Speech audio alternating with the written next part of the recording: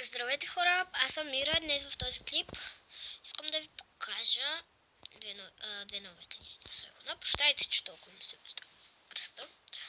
Първата най-нова книга, ето тази, Кръгчета на призалката.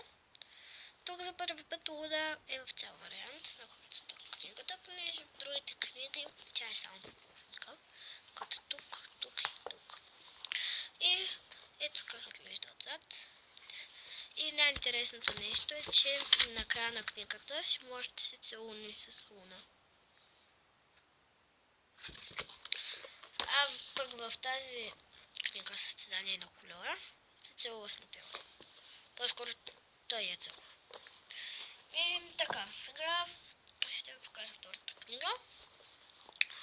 Втората книга е ето тази, моят личен дневник. Аз съм свободна, аз съм си аз. Тя не е нова, аз имам поне от 4 месеца, но не съм се сетила да я покажвам. И тя не е така за четене, ами има картинки в нея. Да, има картинки. И по-малко текст, отколкото картинки. И тук има снимка поне всеки един герой. И това е общо тя. Тя е подобна на наръчника на ролерскейтъра.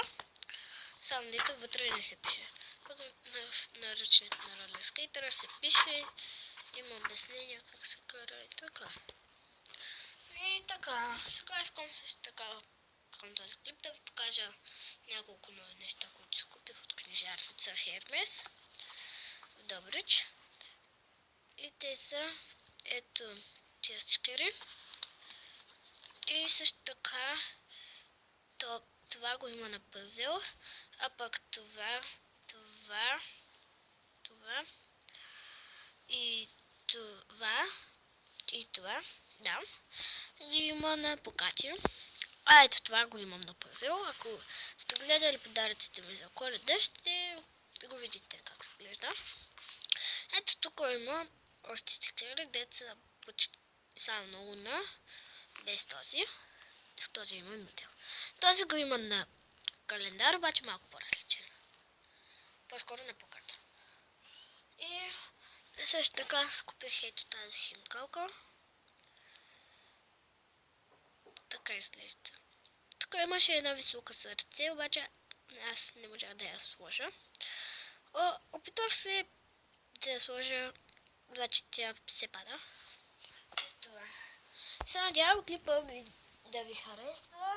Прощайте, че толкова набързо го направих, просто нямам много памет на телефона. И прощайте, че направя често видеоклипове, просто нямам време, защото ходя в училище, пиша с домашните, въобще за объркана работа.